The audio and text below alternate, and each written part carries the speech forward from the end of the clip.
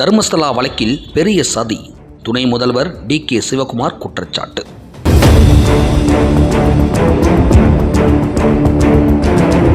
கர்நாடகா துணை முதல்வர் டி.கே. சிவகுமார் தர்மஸ்தலா வழக்கில் ஒரு பெரிய சதி நடந்திருப்பதாக குற்றம் சாட்டியுள்ளார்.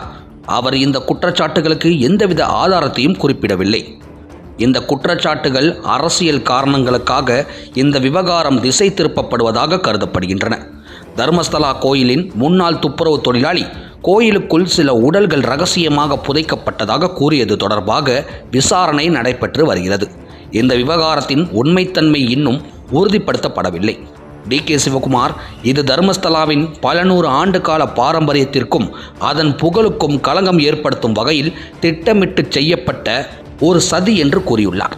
மேலும் இந்த குற்றச்சாட்டுகளுக்கு பின்னால் யார் இருக்கிறார்கள் என்பதை நான் குறிப்பிட விரும்பவில்லை என்றும் அவர் தெரிவித்துள்ளார்.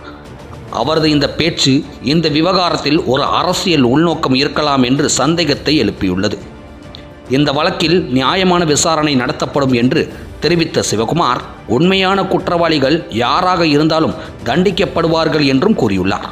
இருப்பினும் இந்த விவகாரம் அரசியல் காரணங்களுக்காக திசை திருப்பப்படுவதாகவும் நியாயமான விசாரணைக்கு தடையாக இருப்பதாகவும் சில விமர்சனங்கள் எழுந்துள்ளன.